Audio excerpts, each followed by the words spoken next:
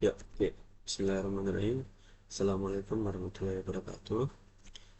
Di sini saya Fikri Alan Fiko dengan NIM 22014868 akan mempresentasikan apa saja sih solusi yang harus dilakukan oleh sebuah perusahaan startup yang bergerak pada bidang pendidikan online untuk meningkatkan pengalaman belajar dan keberhasilan dari bisnis pendidikan online tersebut.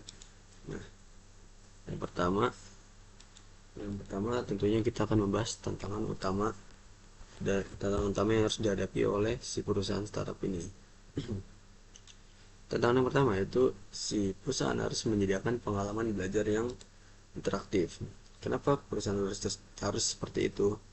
Karena kebanyakan si user atau si pelajar ini cenderung lebih bosan atau cenderung lebih mudah beralih fokusnya jika sedang memasuki tahap pembelajaran. Maka dari itu, si perusahaan startup ini harus menyediakan pengalaman belajar yang interaktif agar si user ini merasa dia dapat berinteraksi secara langsung dengan platform kita atau dengan mentor yang sedang mengajar pada materi tersebut.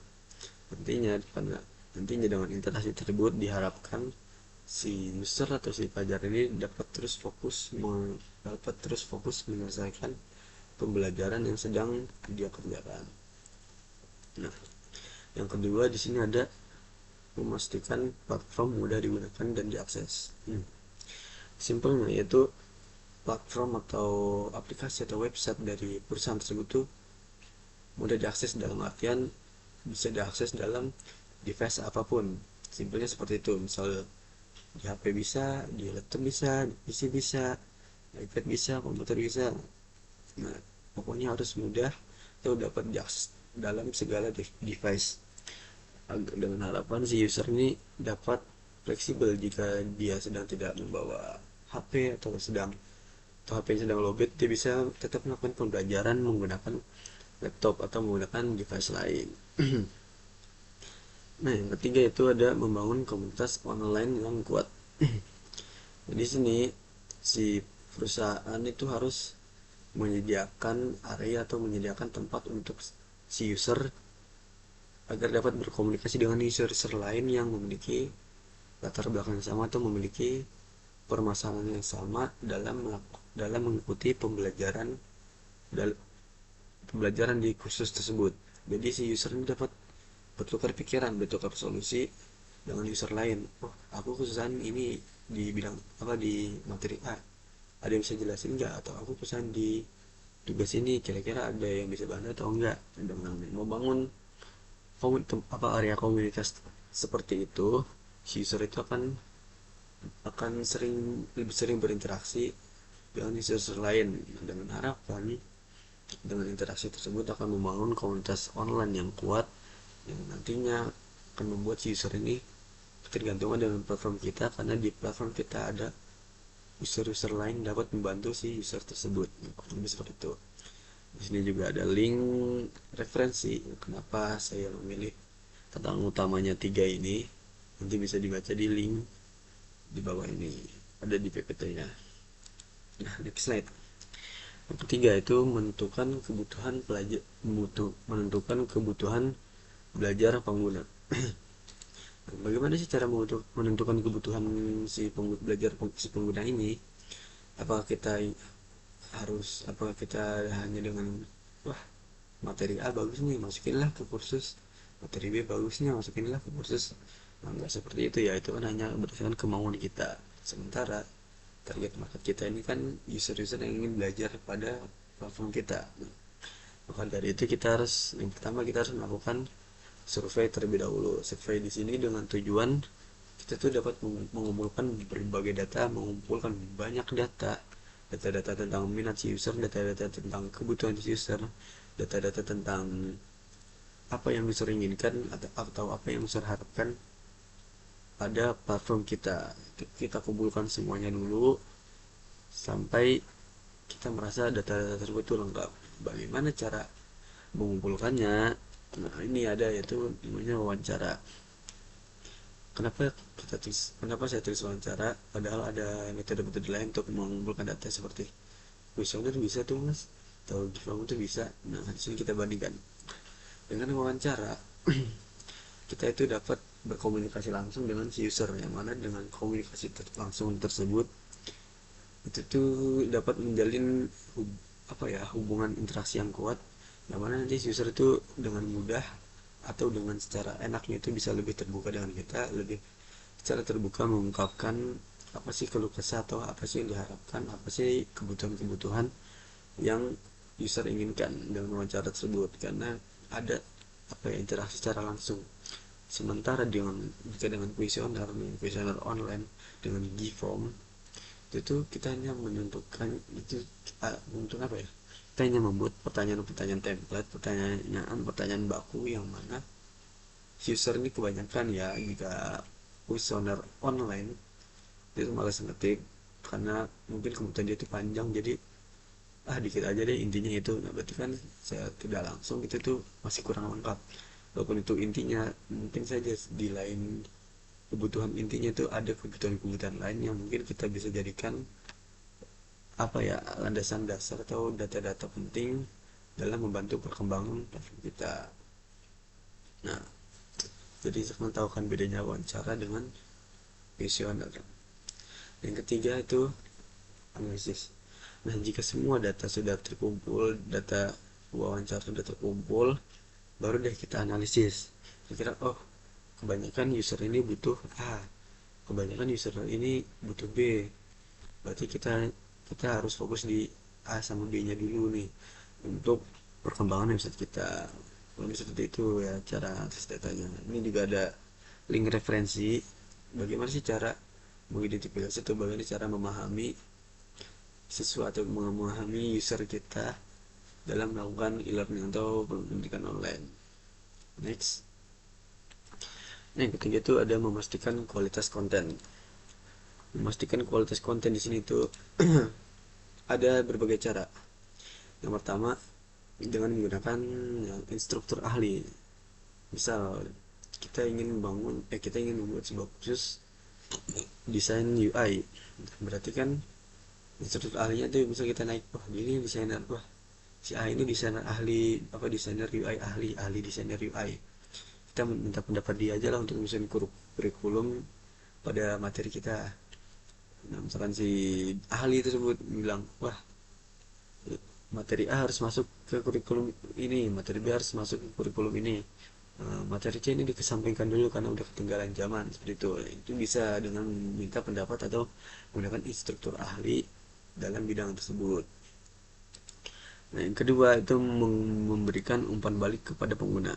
Ini maksudnya itu bukan kita yang memberikan feedback kepada pengguna, tapi kita memberikan atau menyediakan area untuk si user memberikan feedback kepada platform kita. Dengan feedback tersebut, user itu mungkin bisa memberikan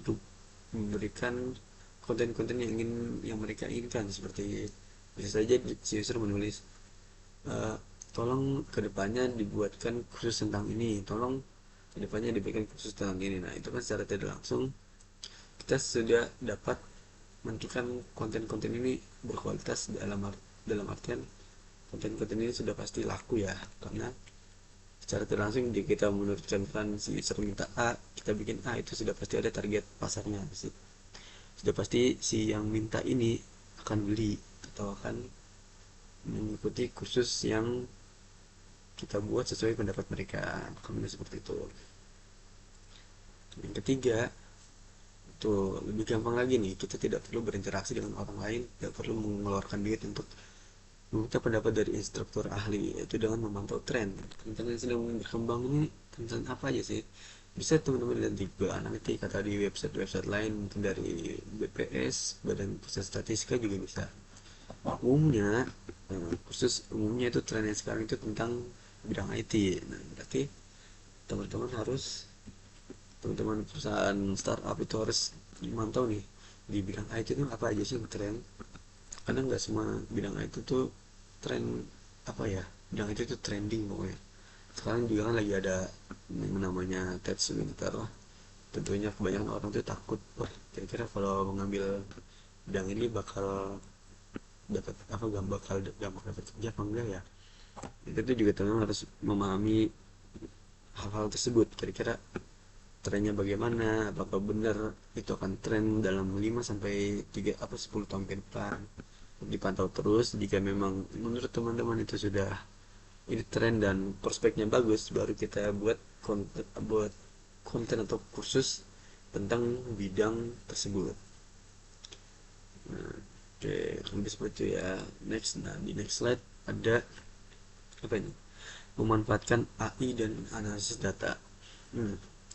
AI ini juga kan lagi tren ya. Ini teman-teman juga bisa bikin konten tentang AI, tentang artificial intelligence. Kamu gitu kan pasti banyak peminatnya. Dari GPT, Gemini, itu juga kan pasti banyak kan ya. Bagaimana cara memanfaatkan AI dalam platform kita?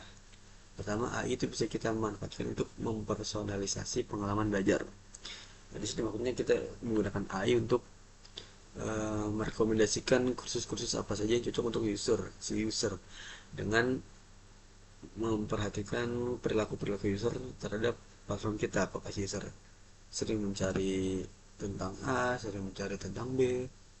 Misalnya dia sering mencari tentang A, berarti kita saranin kursus-kursus atau konten-konten yang berhubungan dengan apa ya, dengan yang si user cari itu. Nanti kita rekomendasiin terus, oh user sukanya A, berarti kita rekomendasiin A terus. Terus user mulai tertarik, akhirnya beli kursus kita gitu. Yang kedua, apa nih? Selain AI kita juga dapat memanfaatkan analisis data atau melakukan analisis data. Itu mengidentifikasi area yang perlu ditingkatkan. Mengidentifikasi itu maksudnya ya itu kita menganalisis dulu nih, kira-kira apa sih yang perlu ditingkatkan dalam platform kita, apakah ada fitur-fitur harus tambahan. Nah, bagaimana cara analisisnya? Itu tadi kita harus menyediakan area untuk feedback si user itu, area si user untuk memberikan feedback kepada kita. Nah, dengan feedback tersebut kita dapat menganalisis nih apa sih yang perlu ditingkatkan, apa yang perlu ditambahkan, atau apa yang perlu fitur dihapus karena ini mungkin buat usernya tidak terlalu penting, mungkin hanya terlihat mengganggu. Mungkin bisa saja kita tidak tahu feedback dari user, makanya kita sediakan area untuk si user menaruh keluh kesah terhadap platform kita. Dengan AI dan analisis data tersebut, dengan personalisasi dan identifikasi tersebut, diharapkan dapat mengembangkan konten-konten yang telah ditargetkan untuk untuk pasar-pasar kita, untuk target market kita. Dengan nah, jadi teman-teman tuh jangan, wah dengan AI aja lah kalau gitu, ya bisa, tapi lebih bagus dikombinasi AI dan analisis dari kita sendiri. Itu akan lebih just atau lebih mantap untuk mengembangkan konten yang telah kita targetkan.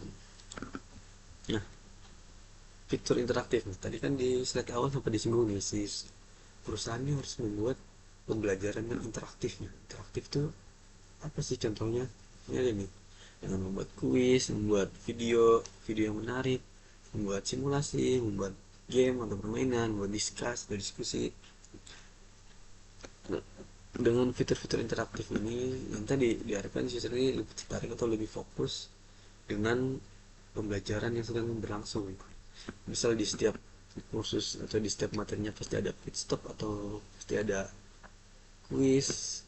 Misal di kuisnya kita bikin seperti sebuah permainan aja nih kuisnya, biar nggak boring misalnya kita bikin quizzes atau game-game lain yang tetap dapat memantau kemajuan atau memantau skor skor skor ini dalam artian tingkat kepahaman si user dalam materi tersebut ya. Kita juga bisa bikin sesi diskusi secara online, misal ada pembelajaran online kita bikin diskusi atau kita bikin sesi tanya jawab, nanti si user ini bisa bertanya langsung dengan mentor yang sedang mengajar di materi tersebut, bisa tanya secara langsung secara real time dan dijawab juga secara real time tuh. Nah, next, nah bagaimana sih strategi penetapan harganya? Nah, harga ini paling krusial. Maka dari itu kita harus menentukan target audiens kita ini siapa. Misalkan target audiens kita ini anak-anak SMA. Anak-anak SMA itu targetnya kalau kursus ingin apa sih? Kebanyakan kan pasti ingin lulus PTN ya. Nah, kita survei dulu nih. Emang kalau bimbel-bimbel offline atau online lain yang targetnya lulus PTN, itu dia masang harga berapa sih? Apakah normalnya segini? Segini normal apa enggak ya? Segini ketinggian atau enggak? Kita lihat dulu nih yang kompetitor kita yang targetnya itu sama, yang misal sama-sama lulus, ingin usernya itu lulus PTN. Lulus itu. Nah, yang kedua itu dari nilai kursus maksudnya kursus tersebut tuh kira-kira nilainya tinggi atau enggak, atau bernilai atau enggak.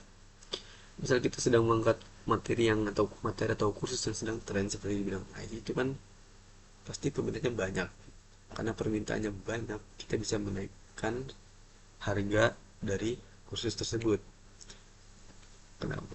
Harga dari kursus tersebut, ya itu juga salah satu strategi dalam penetapan harga. Misal kursus tersebut kurang peminat, ya sudah kita turunkan saja harganya untuk untuk menarik minat lain, karena mungkin oh ini murah nih, milih dulu aja lah daripada yang itu mahal. Nah, itu kan salah satu caranya ya. Jika kita sudah menentukan harganya, harga pastinya, bagaimana sih cara ininya, apa namanya, cara pembayarannya atau cara kita mendapatkan uang dari user itu ya. Pertama itu ada cara model berlangganan sebulan. Misal dalam sebulan si user beli pakai sebulan. Nah, dalam sebulan itu user bisa apa aja sih. Misal dia bisa mengakses semua kursus yang ada di platform kita, atau dia bisa menikmati semua fiturnya selama sebulan, ya kan. Itu terserah kalian mau bikin seperti itu. Atau yang kedua nih, ada model bayar per kursus. Jadi si user ini hanya membayar kursus tersebut. Misalkan aku mau kursus A deh, berarti si user hanya harus membayar kursus A tersebut. Nanti fitur-fiturnya terserah kalian ingin diberi fitur apa aja, atau fiturnya ingin dibatasi atau tidak, itu terserah kalian ya. Nah, mungkin caranya seperti itu, bisa berlangganan sebulan, atau opsi yang kedua bisa membayar per kursus.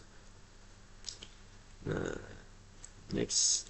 Nah, jadi itu ada keamanan data pengguna. Nah, keamanan data pengguna ini sangat penting agar si user ini merasa aman dengan data-data yang telah diberikan atau yang telah disimpan dalam platform kita.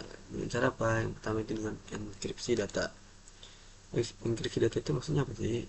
Enkripsi data itu yaitu kita atau platform kita itu harus mengenkripsi atau mentransmisikan data pengguna yang telah disimpan nih. Tentunya itu akan membantu melindungi data-data si user itu dari dari akses-akses yang tidak sah, atau dari orang-orang yang mencoba ingin masuk ke data si user tersebut. Nah, itu maka dari itu harus kita enkripsi data-data si user tersebut. Yang kedua ada kontrol akses. Nah, di sini kita harus membatasi atau memiliki kontrol akses yang ketat kepada data pengguna. Misal dengan membuat apa ya autentikasi autentikasi dua faktor misalkan seperti itu, atau menyandarkan kata sandi yang kuat seperti 8 karakter, harus kombinasi ini itu kan salah satu caranya juga ya. Nah, dengan cara-cara tersebut diharapkan siswa itu merasa aman dalam menggunakan platform kita, tidak takut tercuri datanya, atau tidak takut dibobol oleh orang lain seperti itu. Nah, yang terakhir nih, jika kita sudah menentukan semuanya nih, mulai dari menentukan kualitas konten, harga, keamanan data, setelah itu yang terakhir tentu kita harus mengukur keberhasilan platform kita itu seperti apa, seberapa tinggi keberhasilan dari platform kita. Caranya bagaimana? Nah, kita bisa membaca tingkat penyelesaian kursus si user. Misal si user ngambil kursus A, si user ini bisa nggak sih nyelesain kita lihat nih rapotnya, dia selesai nggak nih kursus ini, apakah dia mandek di pertengahan, jadi bisa selesai 100%. Itu. Atau yang kedua dengan feedback pengguna. Bagi lagi feedback, karena feedback itu sangat penting. Kenapa? Karena ya dia langsung dari user kita, apa keluhan user kita.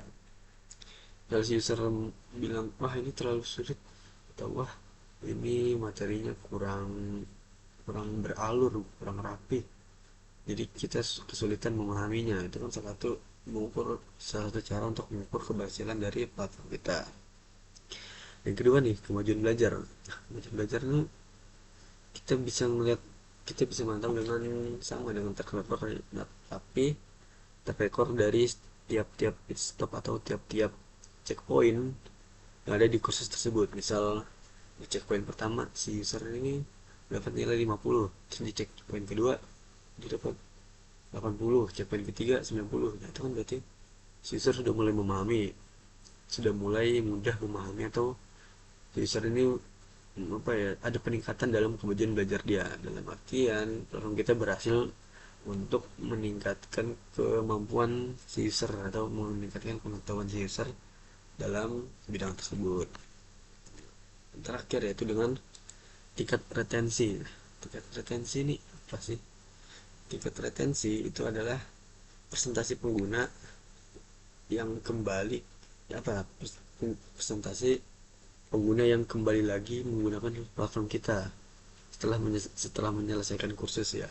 Misal dia udah selesai kursus, sudah semuanya, nah presentasi pengguna ini bakal kembali lagi menggunakan platform kita tuh berapa persen tingkatnya. Nah, dengan cara pengukuran retensi ini tuh sangat penting, karena kita dapat melihat ketergantungan si user ini terhadap platform kita. Apakah dengan selesai kursus dia udah nggak butuh lagi, atau dia masih butuh dengan platform kita. Ada itu tadi disarankan dengan membuat satunya interaktif atau membuat komunitas online yang kuat untuk menarik si user ini dapat kembali ke platform kita, agar si user ini, diharapkan si user ini apa ya, memiliki kebutuhan terhadap platform kita. Lebih seperti itu ya. Nah, cukup sampai di sini saja.